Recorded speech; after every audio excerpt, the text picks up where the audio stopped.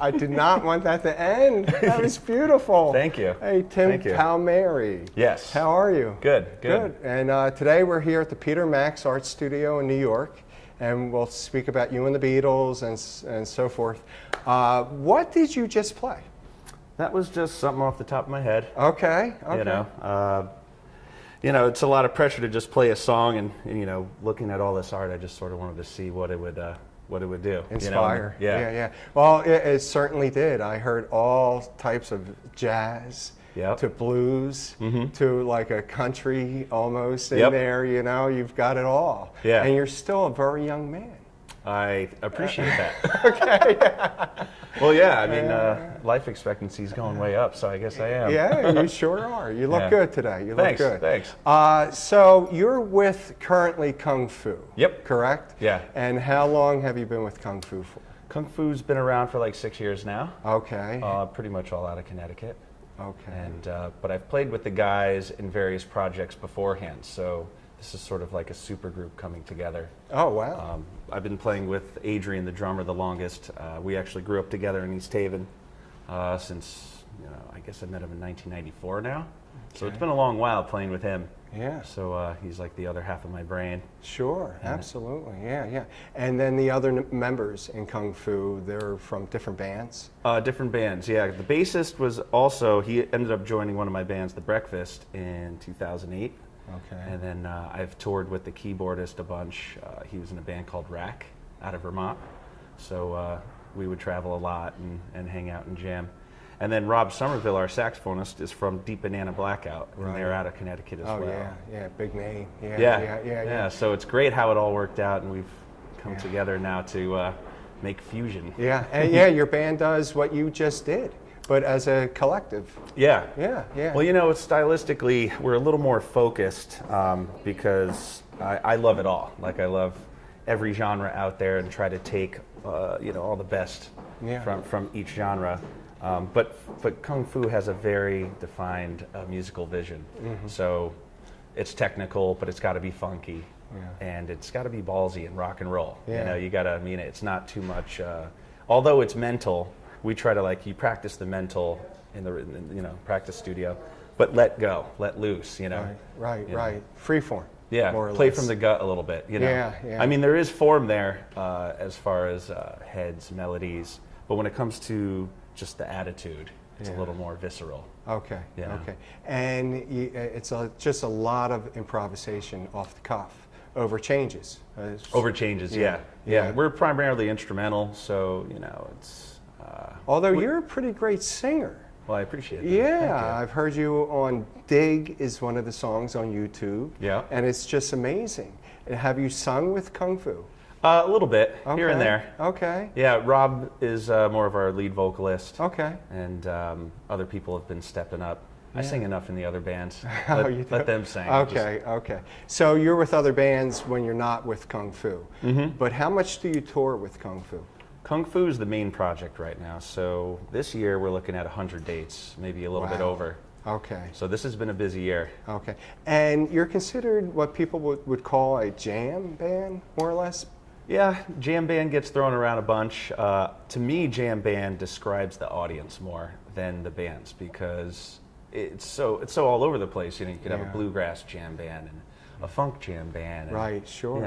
Sure. It varies. I think they're more sophisticated listeners groups. Absolutely. Yeah, That's testament to the genres. You go to a jam band festival, they're covering the spread there. Right. And everyone's dialed in still. Like, I'm ready for the late night electronica. And, I want to hear acoustic 3 in the morning. singer-songwriter in the morning. Right, yeah. So, right. they're definitely music lovers. Yeah. Do you find yourself touring with the same group of bands like Mo and Deep Banana Blackout and Humphreys McGee? Yeah, we have. Yeah, I'm always happy to share the stage with those guys. So you're on that circuit more or less? Yes. Okay. Well, it's like, we'll pair up with bands when it makes business sense, or open up for bands when we're ready for that, or we'll just headline depending on the market and the timing. Okay. Because every band's doing their thing, and especially like Mo and Humphreys, they're all family men now. Yeah, so, that's beautiful. Which we are as well. We have like 10 kids to our name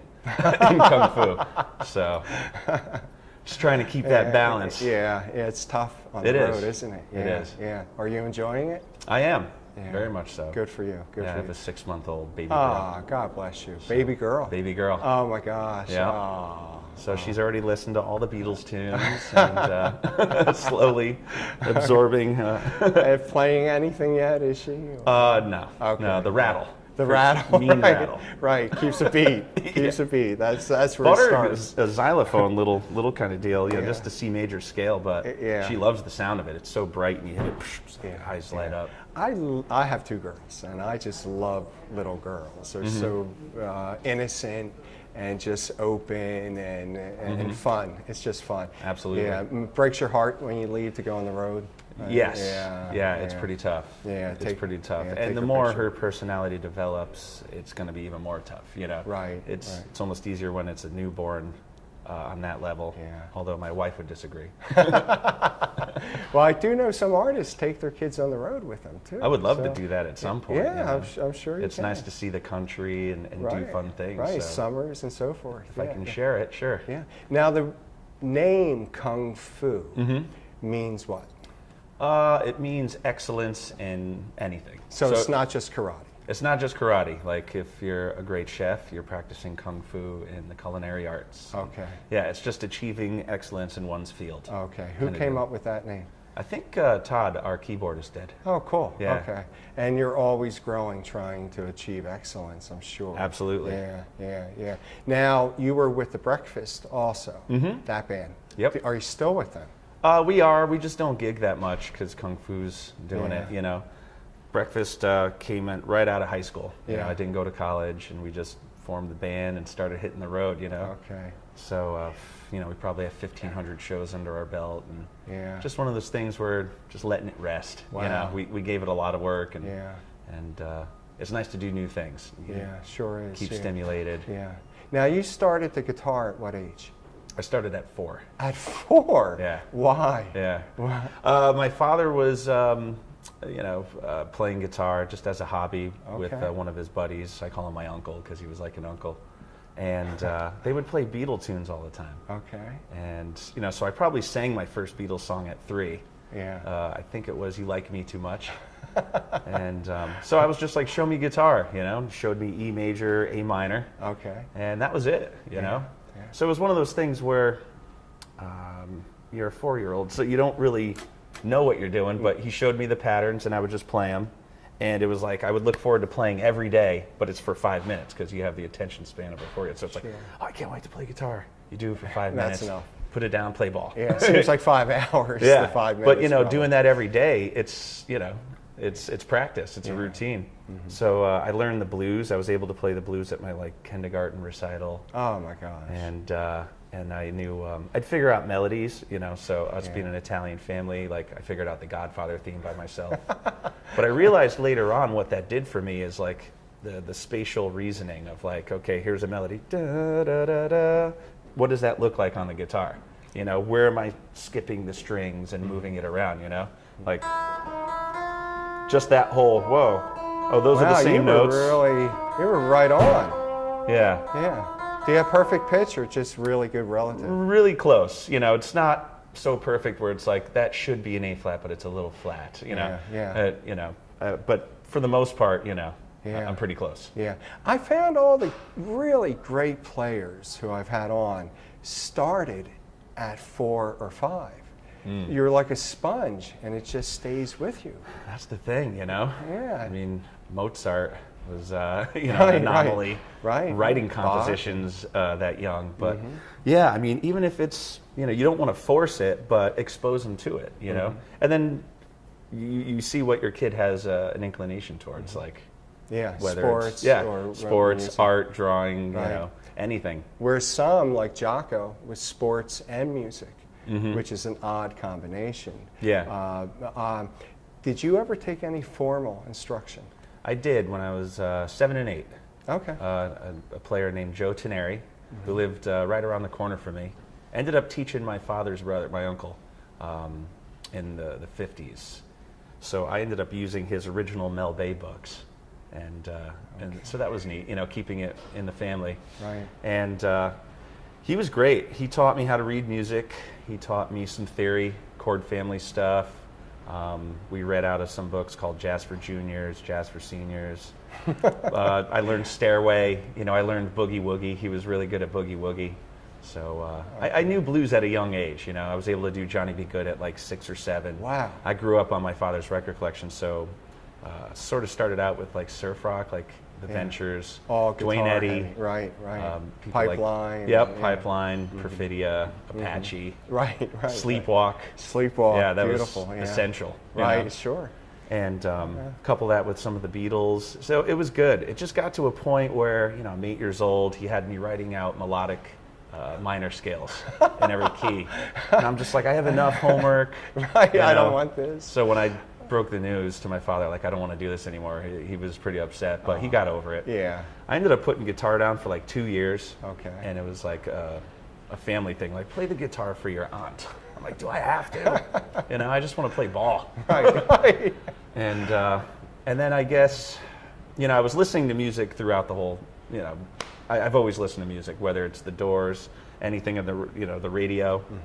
I was into, Vanilla Ice and popular music at the time. And like, it didn't matter, But very much aware of just, notes and melody. I was able to sing blues solos in my head. Wow. Even though I wasn't playing guitar. Picked up saxophone.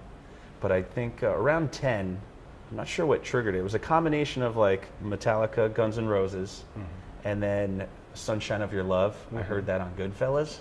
Okay. Like, what is this? This is the heaviest thing I ever heard. And it was, Cream. So, I picked up the guitar and all of a sudden just figured it out instantly. Yeah. And I was like, that was easy. Like, it just came so easy. Well, you really have a natural feel. I can see you're going on, with the bends and so forth.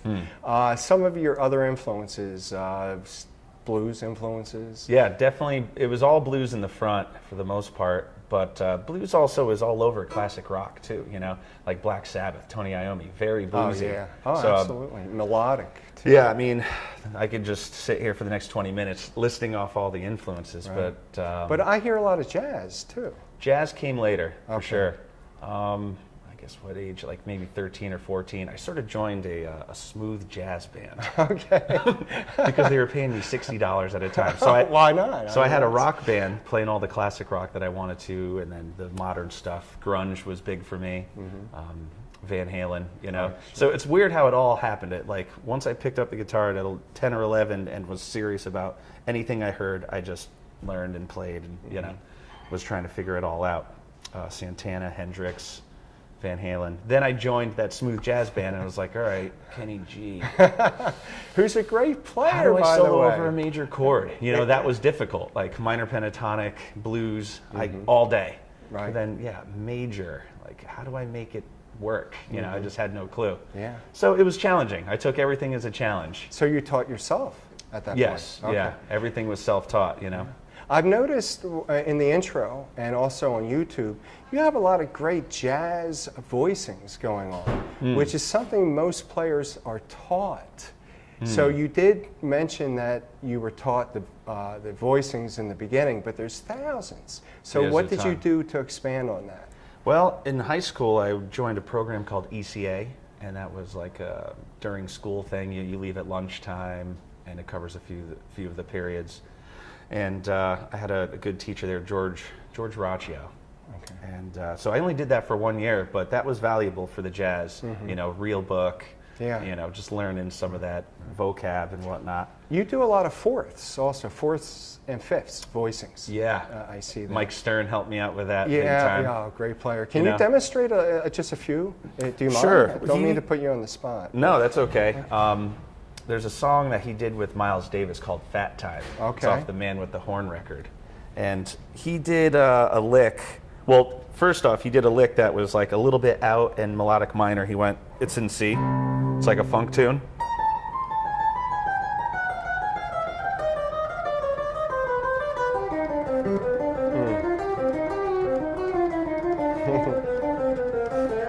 You know, I mean that one lick right there that's is just beautiful. like, yeah. oh yeah. Yeah, you could use that as a solo the entire Yeah, time, it's so beautiful. I love Mike Stern's his style. Yeah. And then he proceeds to do a lick that's a little bit like Jan Hammer, Jeff Beck.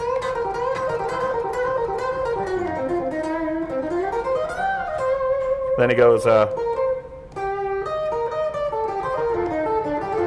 you know, Yeah, all the fourths. all the force, but keeping it diatonic to Dorian or whatever mode you want to. Right, right. And the beautiful thing about it is like you think about it directionally, like going up, right, and then down.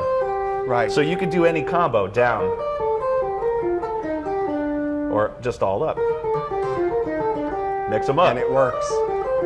Or together Yeah, as double stops. yeah. Yeah, it's beautiful. I know Joe DiOrio is really big into that. I don't know if you listen to Joe at all. Actually, somebody turned me on to him recently. I don't have any of his licks under my fingers, but I'm like, one of these days. Yeah, My he's- practice list just grows every day. Right. We were talking about YouTube and Yeah. you know all the stuff to practice. You know, I'm a student for life. You Yeah, know, oh, I love the for sure. guitar. I love music. You know, I want to sure. take a trick from anyone, Yeah. anywhere, somehow. You know, Yeah. no matter what it is. You know, without being too much of copying. It's more like paying tribute or you know, recreating an essence more than like really plagiarizing. Well, I remember Emily Remler said when you take something off a record, just take a piece of it and then make it your own. Yeah. Rather than do the whole giant step solo and hope that it comes out and you're playing. Well, that's the thing. That lick I just did doesn't, you know, I'll never play that verbatim, but the idea of You'll make it. taking a lick, being chromatic about it, you know. I love that kind of thing, It's you know. beautiful. Yeah. But I mean, that's probably, you know, going back to some other jazz lines that he learned right there. Right, you know? right. You know. Could you demonstrate some of your rhythm too? I've noticed when you start a solo, you don't just jump in. You take your time and you start to get a rhythm. You get the groove set. Yeah. And then you throw some double stops in like Stevie Ray, and then you take off. Yeah. And one other thing I've noticed is you'll play like a pentatonic run and just move that up a half step. Yeah, Where I it's love the total- sidestepping. Yes, totally You know, out. I mean, Charlie Parker started it, but recently the Brecker brothers showed me how important sidestepping is, and you know, Yeah. because I don't consider myself a jazz player. I'm more of a rock guitarist with jazz sensibilities. Okay. You know, but I'm always looking to expand my vocab, my knowledge. You know, but even if I learn a new complex scale, I'm going to be like, how can I rock on this thing? You know, Right, I right. want to go Jimmy Page, Jimi Hendrix on it. Yeah. But you know, and that's why Scott Henderson's amazing. Right, and, right. And Guthrie Govan, and I mean, there's so many modern players that are just, you know, doing what I want to be Krantz doing. Yeah, Sure, Wayne yeah. Krantz is Yeah. such a unique voice. Yeah, he is. Well, you are too. I mean, what I love about your playing is it's a melting pot of so many styles, and it keeps you interested. Can you play a little bit more for me? Do you mind? Sure, Okay. sure. I'll try to throw some of those voicings and be rhythmic for you. Okay. Let me. And we'll talk about your pedal board here.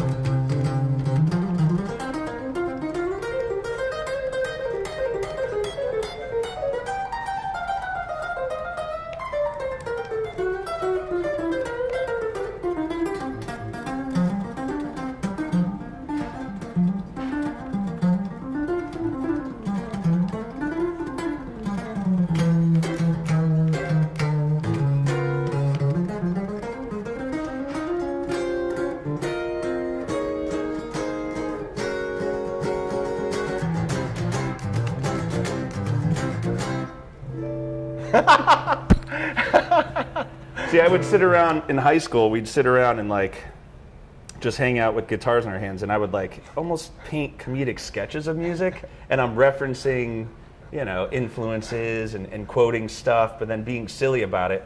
But it's all entertaining at the same time. It's musical, it's entertaining, which is why I like Frank Zappa a lot. You know? Right. It's just like, what do I feel like doing? Let's just follow my paintbrush, you know, which is, you know. Yeah.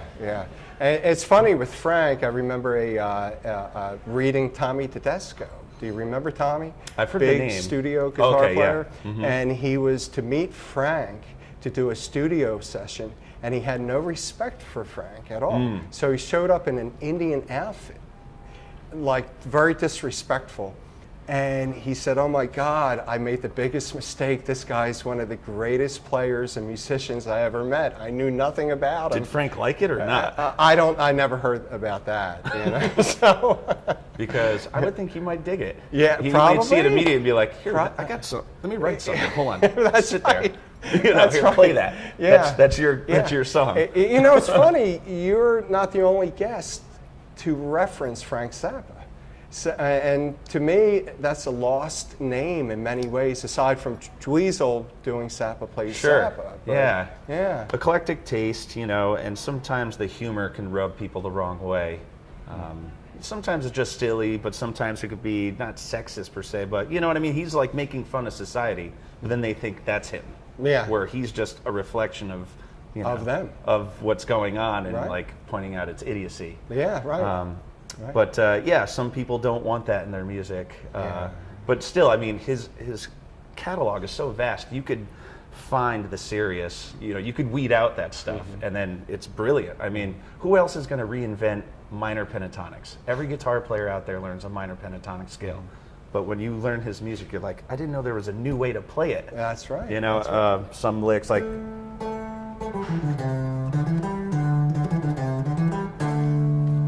Who would have thought? Simple. Right.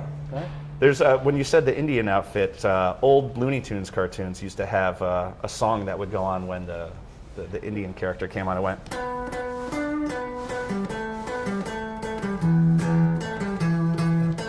which is heavy.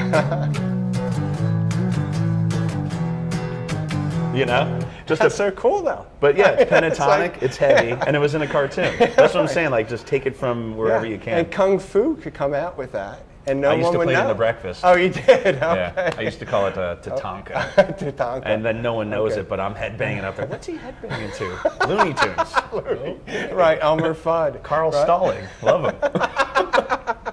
That's beautiful. That's your 4-year-old background coming out, right? Yeah. Really. I call it ADD jukebox. When I get in that zone of just like my inner thought, just a stream of consciousness. What's happening? I don't know. Yeah. You just do it. Always fun. You just do it. You're in that zone. Yeah.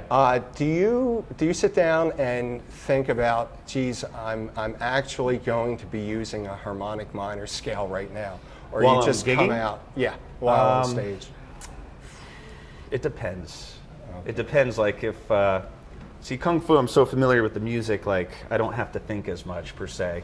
But if I had to be on a jazz gig with some new chords and thinking a little bit more, you know, I'd probably like, okay, let me use this. But, you know, I don't want it to sound so, you know, prepared or whatever. It's got to, you know, hopefully I've shed enough in the practice room, the scale, and done my sequences to vary it up so it doesn't sound like a scale, you know? You know what I liked, what you just did? You did a lot of bass lines, and you had a melody with that bass line, or a rhythm, I should say otherwise, which really drove the song and kept it like two guitars almost. Yeah. Well, that started early. I mean, my teacher, Joe Teneri, is from an older school, so like Chet Atkins, Joe Pass. But even Carl Perkins. Like, I grew up watching the Carl Perkins and Friends concert on HBO in 1982. Okay. And he does some song where it's just that, you know.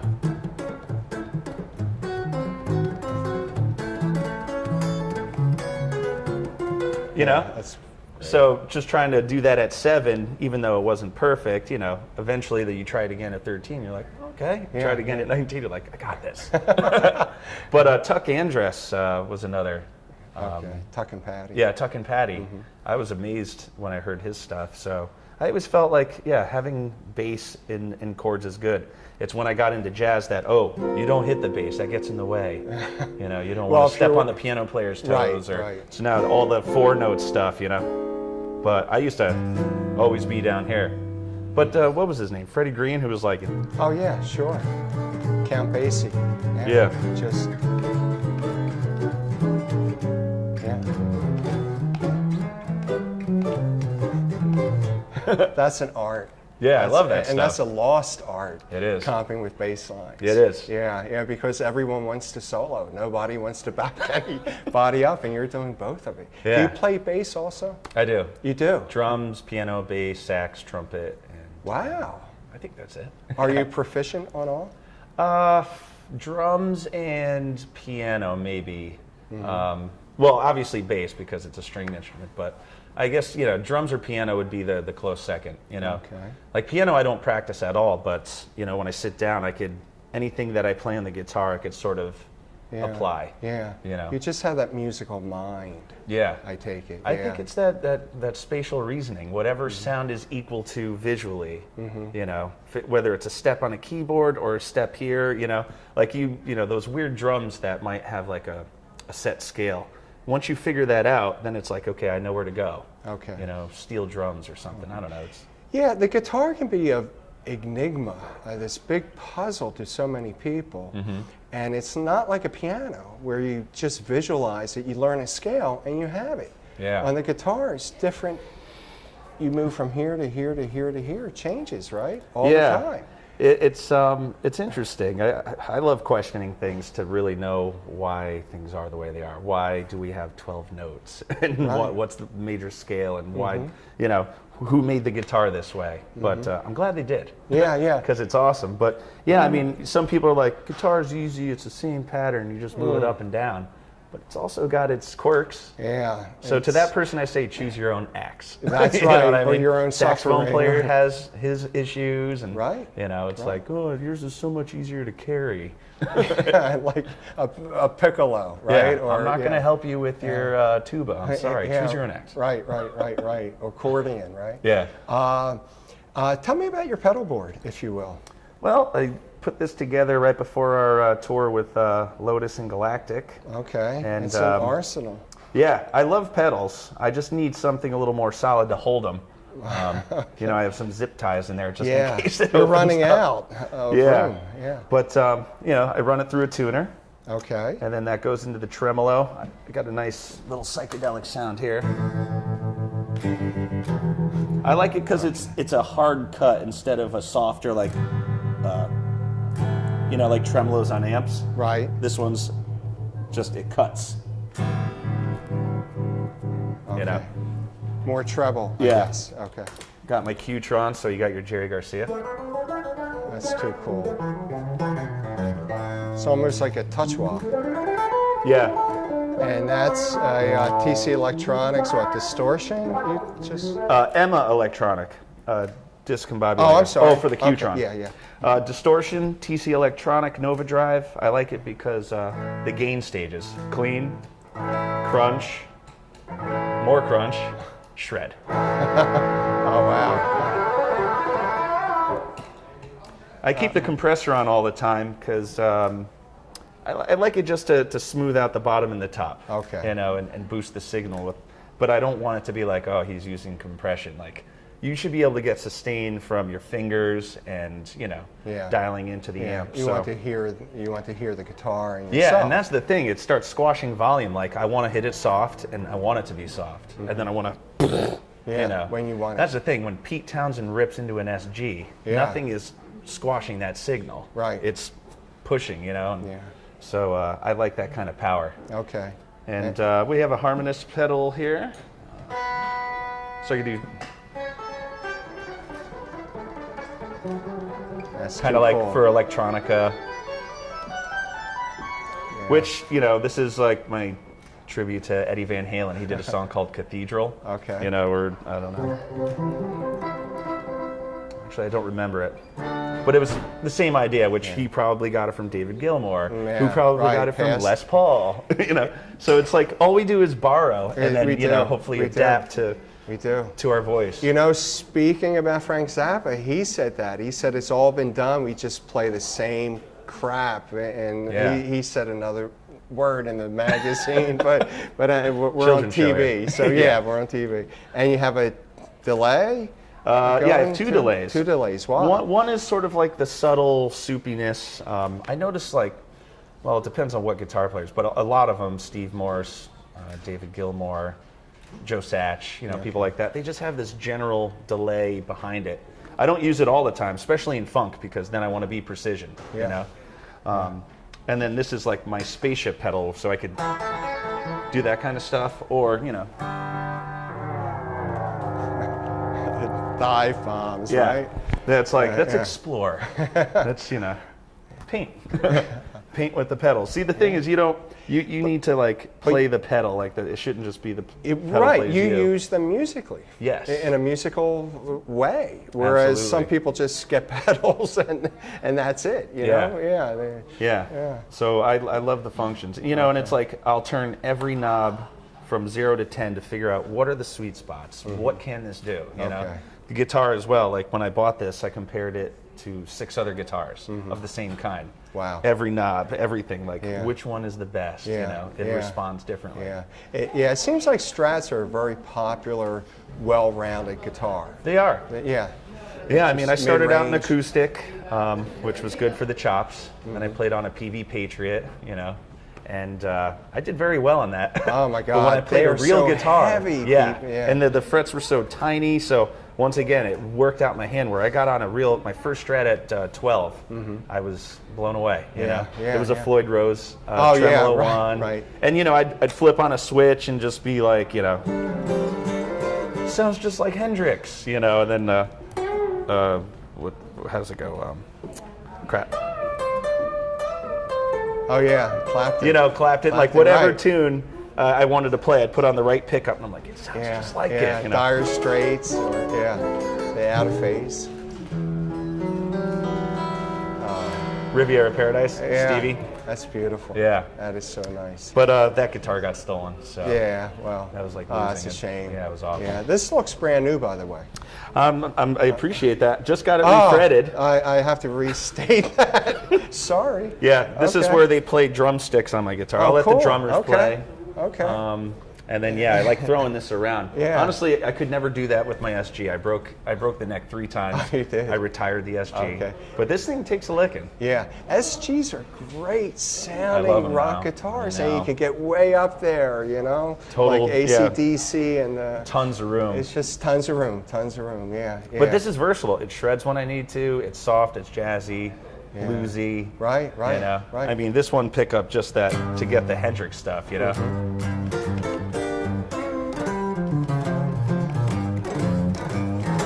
Yeah, that's what I love about your playing. You throw all those double stops in at the same time.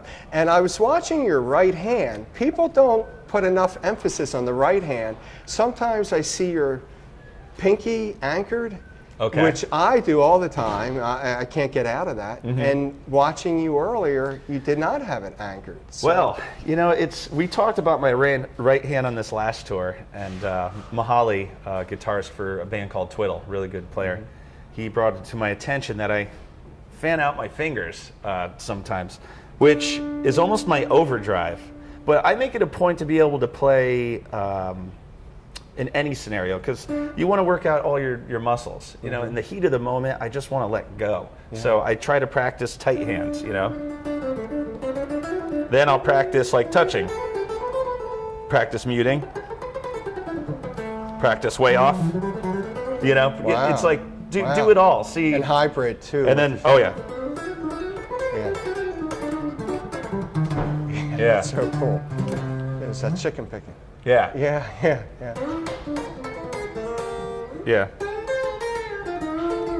Oh my God, I love that. That's what I'm, you know, just take a little bit of everything and, you know. And throw it in. I don't get to use those all the time, but I have a song called Paragon, which is like the countryer side of Kung Fu. Okay. So I get to do some of that stuff. Okay, cool. Carl Perkins meets Kung Fu Kung. Meets John McLaughlin. Right. Beatles, A to Z. Yes. Okay, what's that about? Beatles A to Z started out as a challenge. Me and my buddy just sitting around playing Beatles, and I was like, I think I know every song. Like, call out anything. Let's do it, you know? Okay. And then it was like, we should just play the whole catalog. Yeah. 214 songs or whatever. Singing as well? Or? Singing as well. Okay. Yep. And we'd started out acoustic. So we just did it acoustic and then started adding instruments. It took 5 Sundays, 2 sets a Sunday, roughly 25 songs, 50 songs a show. Okay. Yeah, and then and you go out and you do shows? And we like we that? played the whole catalog front to back, including Rev 9.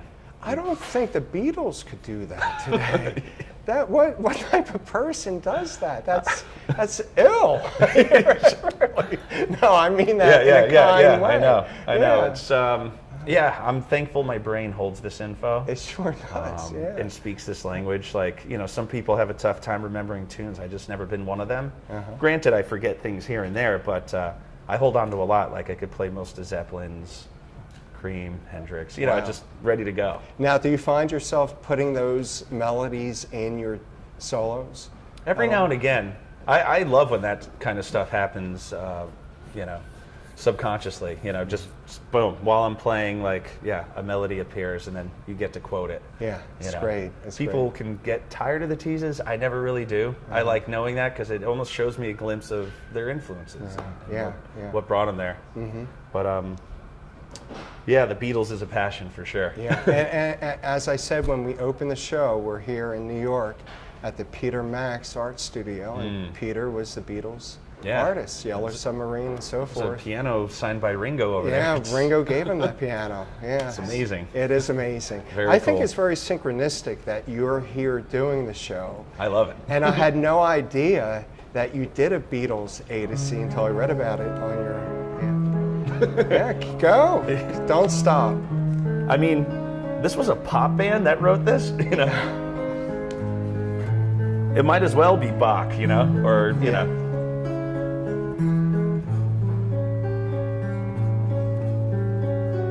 It's amazing, That's beautiful. Yeah, I can't believe, and that's why Beatles, people might think they're overrated or they're just too popular. I don't even want it, but like when you get into it and what their songs are about, it's natural genius. It's not like, let me write this kind of 2/5 change and I'll modulate whatever. It's like writing tunes for the sake of, getting their voice out, and then we happen to analyze it and be like, this is brilliant. Yeah. Well, I bought the Revolver book. I looked at it, the transcription, and I said, you can't even play this on the guitar. I'd rather do it myself from ear because it was just so advanced and so all over the place. It's not built for guitar, but that's what I love about the challenge of Beatles A to Z. So I do a lot of solo just Beatles shows, Beatles brunches. And, you do? So I'll have my boomerang looper and I'll loop while I'm singing. Your day breeze. And then, and then click it.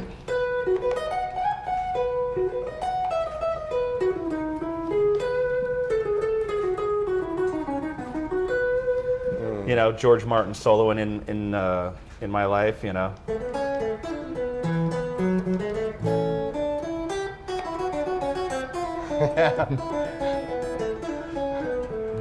All those horn parts are so much fun to play,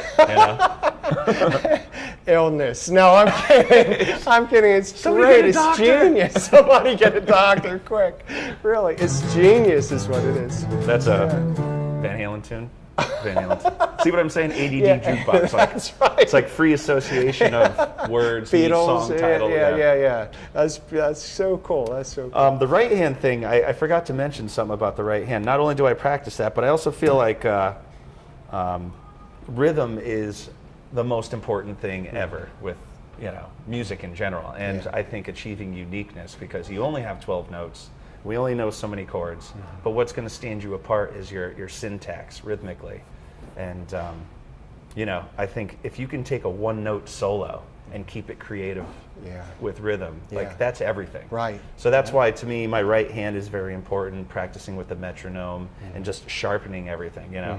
I admire Jake Sininger's right hand, which you had him on the show recently. It's great. Because he's got a machine gun right hand. Yeah, he does. And he's a nice guy like yourself. Oh, absolutely. Just down to earth. And I don't think you two know how good you are. If you did, you'd have a head, you know, bigger than this room, seriously. Well, you know, we're just lovers of music, you know. Yeah, so yeah, it's yeah. I'm not building bridges or yeah, well, thank you God know, for that. Are they feeding the collapsing? I'm just playing guitar, so you know. Yeah, but Try to know my station. yeah, well, stay with it. Stay Yeah. with it. So, any other guitars that you play? You play acoustic? You said so. Yeah, I play acoustic. The Babbitt's guitars. Okay, the Spiders. Yeah, are the they? Spiders. Right. Yep. I love Guilds. I have 2 Guilds as well. Oh, good. Are they still making Guilds? I don't I know. know Fender had Guild, but I have a don't know. 74 and like an 82. Oh wow. I had a 67 and that got stolen. So, Okay. So that stinks. But They project really well. love Guilds. I love Taylors. You know. Very good. Yeah. Yeah, I really like any guitar that just wants to talk to me. You know, Yeah, yeah. I don't have the budget for the collection yet. That's the Oh, thing. no? If Yeah. Kung Fu Okay. writes a nice Well, hit single or something. I think, you know, my premonition for you is you'll be having your own model with Fender or somebody. That'd They'd be be great. crazy not to. Seriously, with the crowds you're attracting and with your ability. Yeah. Would love to one of these days. Yeah. Can you play some more for me? Do you Would love mind? to. Okay. Let me see. What haven't I done?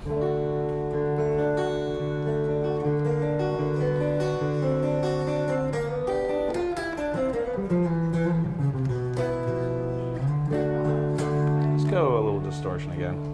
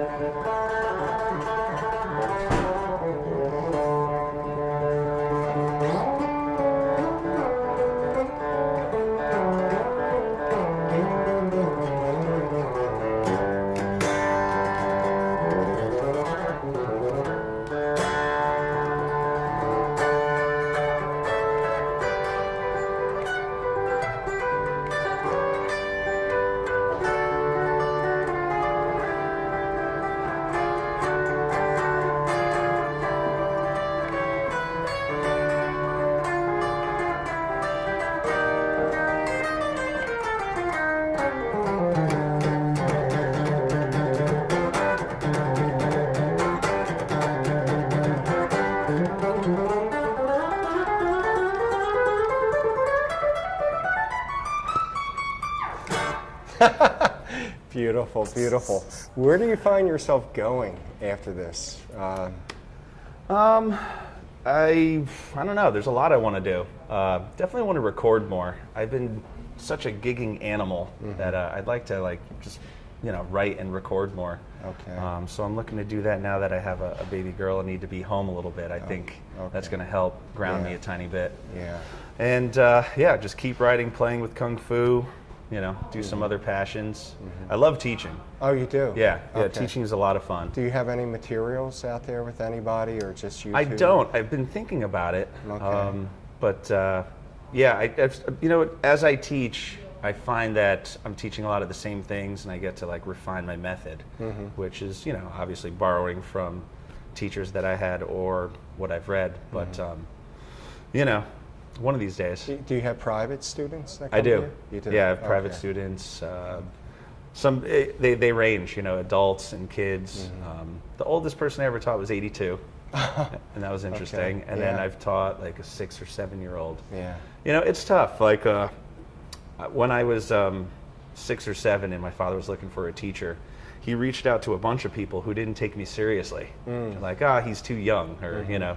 Then I'd show up and then I'd play Johnny Be Good behind my head for them and show them blues and then play, you know, something else. And they're just laughing. I can't teach him. He's too good. But Joe Teneri took me seriously, and I thank him for it. Yeah, thank God. Is he alive today? He's still alive. Oh, good. Still lives where, you know, he taught me right around the corner from my parents. Does he come out to see you play? No, but every now and again I'll see him. Okay. He actually played my one of my best friend's wedding. Oh, and I was blown away. So really? We got to jam. Really, that is so cool. Yeah. And you must be a calling card for him. Hey, I taught Tim Palmieri, you know. So. Maybe. Yeah, definitely. Tim, it's been my honor. Is there anything that you'd like to talk about? Your website is www.timpalmieri.com. Okay. I should update it more. Okay. But okay. You know, you could find like my non-kung fu stuff on that website. Other than that, kungfumusic.com. And you know, Facebook is sort of like the easiest way to promote now. Which, man, if we only had that before, you know, it's such an incredible help to musicians getting out. Social media in general, YouTube, you know, this is going to be awesome. Yeah. Well, thank you. Yeah, I appreciate you having me. Yeah, I'm always into talking guitar. It's my honor, man. You can really play. Play out a little bit, if you will. Sure. Okay.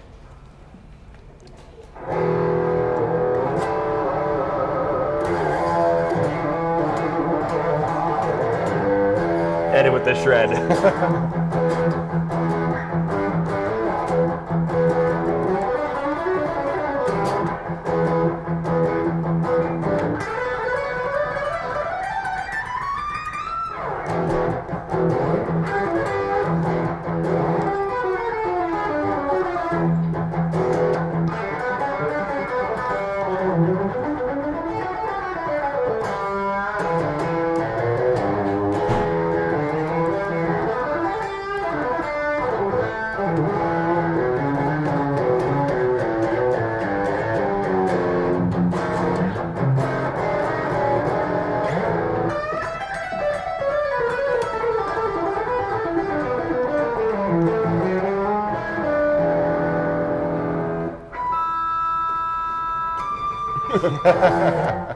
I'm quitting my job now. It plays itself. I don't even have to. Just pulling notes from it. I'm like, what do you feel like saying today, guitar? I don't. You're like asleep, right? Yeah. You just shut off and the guitar does the talking. Tim. Thank you, Tim. My pleasure. Thanks.